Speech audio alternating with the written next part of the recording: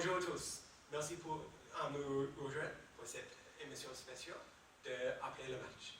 Et ce soir, on va parler un peu de la corruption de la Fédération internationale de football association, le FIFA. On va parler sur la résignation de le président Sepp Blatter et le rôle de reportage de les médias de cette grande histoire. Pour parler un peu plus de ça, on a le professeur Philippe Bacage, un professeur de socio-économie de Sorbonne, et William New, un journaliste avec l'équipe et un spécialiste de les médias. Merci d'être ici. Pour commencer, professeur Bacage, avec ton recherche sur le dernier de Coupe du Monde, est-ce que l'ancien président, Sepp Blatter, a fait le bon choix? Je crois qu'il n'a pas fait de bons choix avec l'éducation de la dernière Coupe du Monde, parce qu'il a choisi Brésil et Afrique du Sud, qui ne sont pays développés comme les États-Unis ou comme l'Angleterre, l'Allemagne aussi, qui était un pays d'accueil de Coupe du Monde. Et il y a beaucoup de problèmes économiques et sociaux dans ce pays. Par exemple, il y a des travaux temporaires pour faire les stades, mais après il y a un gros numéro de chômage. Et aussi, il y a beaucoup d'argent public qui a été utilisé pour payer cet événement. Mais est-ce que c'était toujours comme ça avec le FIFA, quand il choisit le pays d'accueil? Est-ce que tous les pays avant Afrique du Sud a donné l'argent de le public? Non, je m'accorde que les pays comme les États-Unis, Mexico et Italie, qui sont des pays d'accueil avant les Coupes du Monde Afrique du Sud et Brésil aussi, ces pays n'ont pas utilisé d'argent public et donc il n'a pas de chômage ou de travail temporaire là parce qu'il a déjà l'infrastructure pour avoir les événements. Mais avec Afrique du Sud et le Brésil, est-ce que l'investissement, c'est pas bien? Parce qu'elle est avec le chômage. C'est un investissement totalement public, comme je t'ai dit, c'est d'argent du gouvernement. C'est bien d'investissement, mais c'est un retour très petit parce qu'il a un retour seulement dans le tourisme et aussi dans les matchs. Mais c'est beaucoup d'argent payé pour construire des arénas, des stades qu'il n'avait pas. Tu peux voir sur presque les stades, par exemple, en 2010 en Afrique du Sud, il y a un stade qui en ce moment c'est un dépôt de stationnement pour les voitures et les bus. Et aussi en Brésil, il y a un stade dans la ville de Manaus, une ville où il n'y a pas aucun d'équipe sportive. Donc c'est complètement une perte d'argent par le gouvernement juste pour faire une Coupe du Monde. Oui. Mais je pense que pour moi, je regarde la Coupe du Monde, après je l'oublie.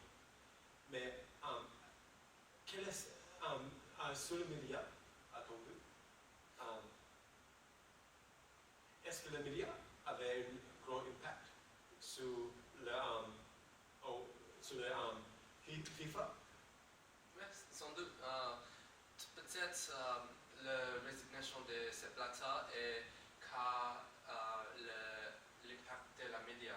Par exemple, le 2 semaines avant de quitter le rôle, il a reçu beaucoup de pression par les médias particulier le média aux États-Unis avec l'investigation de le, La corruption. le FBI, ouais, et aussi l'arrestation des grandes personnes dans Ah oui, les comités de FIFA. J'ai lu ça, sont une personne qui fait partie du board de FIFA et ils sont investigués pour tirer plein d'argent qu'il est nécessaire pour faire des matchs. Ils ont gagné d'argent avec licence de télévision et l'émission de télévision illégale et un peu de marketing aussi. Ils ont pris d'argent qui n'est pas leur. Donc, Ouais, ça c'est très Et aussi sur les médias sociaux, il y a aussi le télévision aussi, il y a des présentateurs qui moquent la FIFA.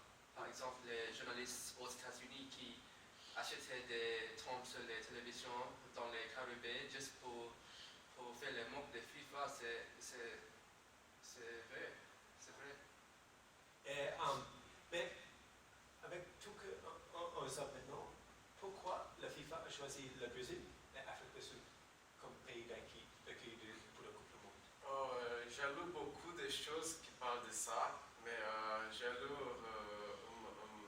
un article spécialement qui parle de la figure d'argent qui FIFA a bénéficié d'avoir les Coupes du Monde de ces pays. Un exemple du Brésil que j'ai étudié plus tôt, la Coupe du Monde a été promise de n'avoir pas d'argent public. On espérait 100% d'investissement privé pour faire la Coupe du Monde avec l'aide de FIFA aussi. Et en 2007, on a dit ça. Et en 2010, on espère déjà une figure de 10% d'investissement public, qui c'était 0 et maintenant c'est 10 en 3 années. Et après, un an avant la Coupe du Monde, cette valeur c'était 98% d'investissement public. Donc c'est seulement maintenant 1% d'investissement privé que cette planète doit être 100%. Donc FIFA a gagné plus de 10 billions de dollars à faire de Coupe du Monde au Brésil. Et aussi c'est à côté valeur comme ça pour le Brésil qui ce n'était pas plané. Et c'est une grosse différence d'argent pour le pays.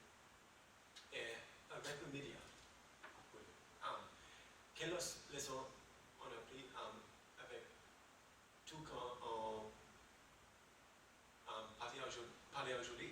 Et qu'est-ce qu'on peut faire pour ne commettre pas les mêmes erreurs? D'abord, le média doit travailler ensemble pour effectivement boycotter les Coupes du Monde. Sans un boycottage, il n'y a pas d'échange à les bureaux de FIFA. En France, le média, particulièrement le public confiance de le média social, et peut-être une peu sur la télévision et le journal. Donc le média social, c'est la forme plus effective pour faire un changement. En ce moment, il y a une page sur le Facebook qui a besoin d'une boycotter officiellement, mais il doit avoir des autres pays qui contribuent pour la cause. Et, par exemple, nous avons vu dans le journal Angleterre boycotter les Coupes du Monde, mais ici, le continent de l'Europe qui fait le boycottage ensemble, c'est plus effectif. Donc, les médias doivent travailler ensemble pour cette cause. Ah oui, je crois qu'on peut parler un peu des documentaires qu'il y a sur les FIFA et le football aussi.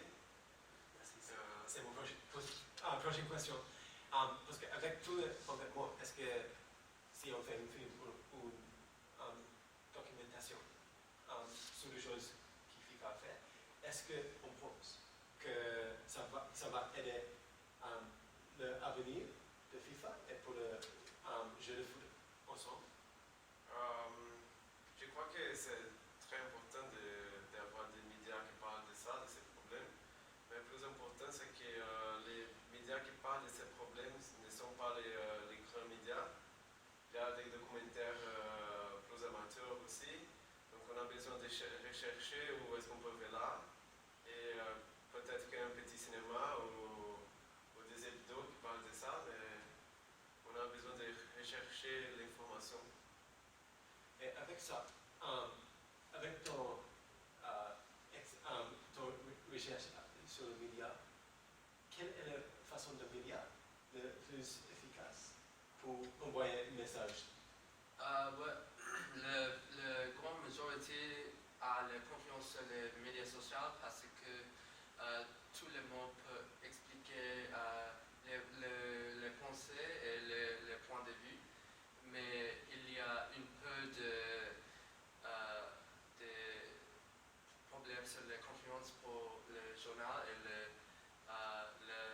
la télévision, mais le journal c'est important, mais s'il y a seulement les nouvelles sur le journal, c'est difficile à faire une change.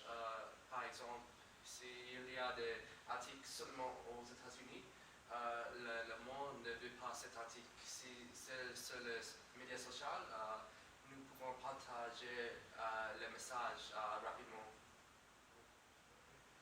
Donc, merci pour votre temps aujourd'hui. Merci pour C'est mon plaisir. Merci. Merci. Monsieur Nour, merci pour votre temps aujourd'hui. Et dernièrement, c'est à nous, parce que le média nous donne l'actualité qui pense qu'on veut. Donc, si tout le monde veut savoir en plus de choses qui